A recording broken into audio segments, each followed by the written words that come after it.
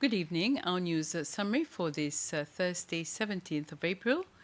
China is to provide Seychelles with a grant of 100 million yuan, which is about 200,000 million rupees. The Minister for Foreign Affairs and Tourism and the Chinese ambassador to Seychelles, Lin Nan, signed the agreement today at Maison Keo de Quincy. The grant is expected to support projects that will be agreed upon by both countries. This follows a meeting between President Wavel Ramkalawan and President Xi Jinping during the China-Africa Cooperation Summit in September 2024. The Ministry of Foreign Affairs says the agreement highlights the strong and respectful relationship between Seychelles and China. The new president of the Indian Ocean Commission, the foreign minister of the Comoros, has outlined his key priorities as he took office yesterday. Speaking at the closing ceremony of the 39th IOC Council of Ministers meeting, Mr. Mohammed Mbaye spoke of the need to strengthen collaboration amongst member states. He said there was a need to defend the IOC's sovereignty on the international stage and to enhance regional sovereignty and mobility. This year, there are 4 consumer alerts or alerts for consumers that the Fair Trading Commission, the FTC, has published on their website and social media platforms. These alerts include information on FTC laws that businesses or individuals are not following, how many complaints and penalties they have received, amongst others. These alerts have been posted after the FTC received many complaints from members of the public against the business or individual they are buying from, especially through social media or other platforms. The FTC is informing members of the public to be more cautious when engaging with suppliers, especially over the internet. So, for example, we published the consumer alert on the company Ecovilla as we had received multiple complaints against that company. And we've had several judgments against the company, and to date they have not paid back anything to any of the clients that brought cases against them. They cannot be found. We cannot find an office for this company, and the director cannot be found either. So this is why we felt the need that we needed to publish a consumer alert to let people know that they need to be cautious, as we see that this company is still advertising on Facebook.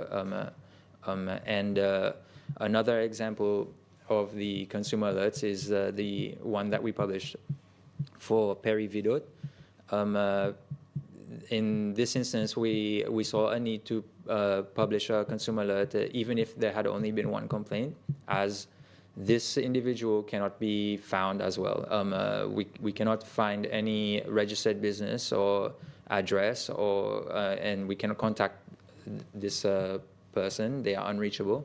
So if somebody is doing a business in Seychelles, and if there are any complaints against them, and the authorities cannot reach out to this person, cannot find the address of that person, then there is a need to alert the public, even if the number of complaints may be relatively low. And that is why the consumer alerts are there, to assist the public to make more informed decisions when they are making purchases. The Council of Ministers has approved the introduction of regulations under the Business Tax Act relating to transfer pricing, which businesses can take advantage of to reduce or avoid paying taxes.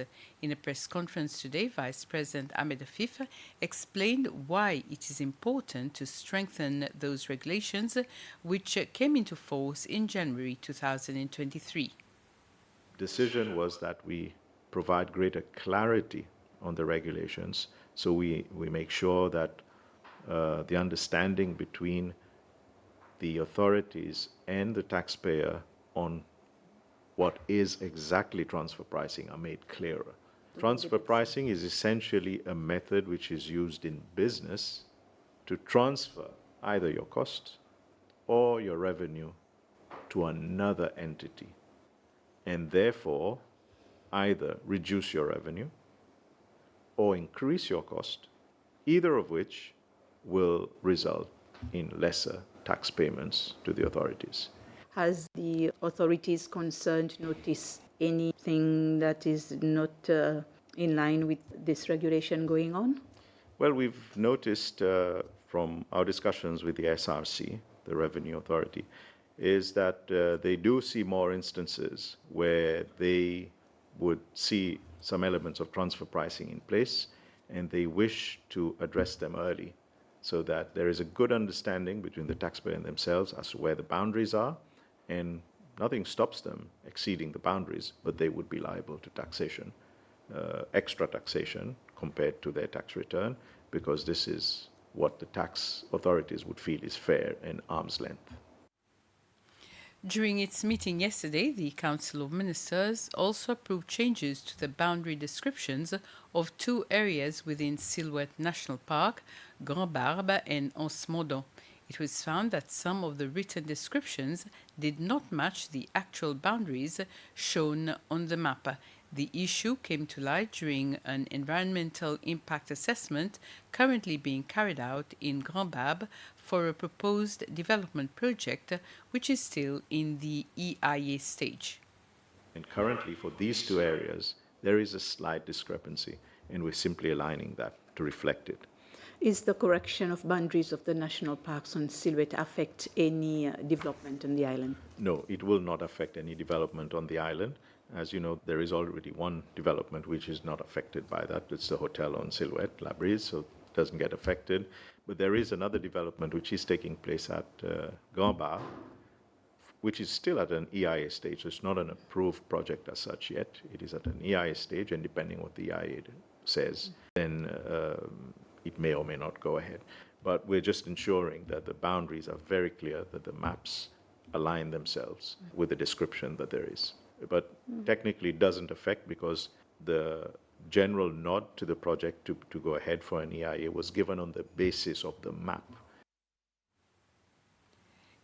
Tourism industry partners gathered last night at the Belhomme Gastro Lounge for a cocktail event organized by India-based airline Indigo. The event aimed to showcase the benefits of the airline's operations for both Seychelles and India. Indigo launched its first flight to Seychelles last month and is currently operating 4 weekly flights between the two countries. Thank you for taking time. So let us use tonight to connect.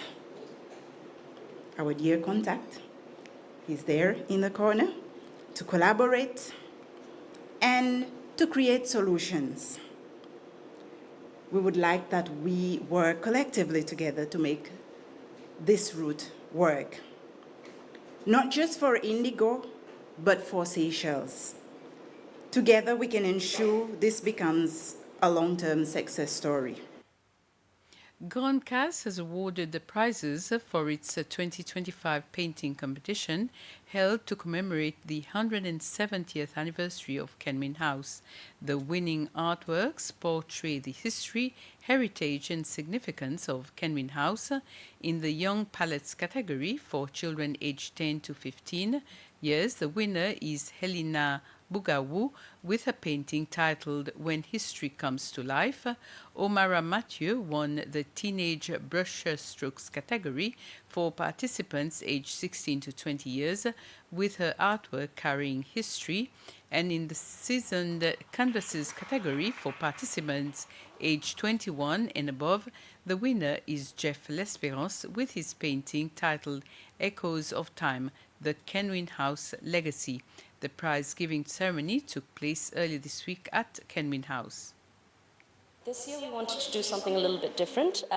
April is also the month in which Heritage Day is celebrated, and this year being the year that Kenwin House celebrates 170 years of existence, we wanted to use that sort of as a theme for our painting competition. So right now we've got an amazing exhibition with established artists where we asked them to give us their interpretation of the house, and that's what we asked from the amateur artists in the competition as well, to just give us their interpretation. How do you see the house? How do you depict the house in your own way? And with this, we end this news summary. Have a very pleasant evening.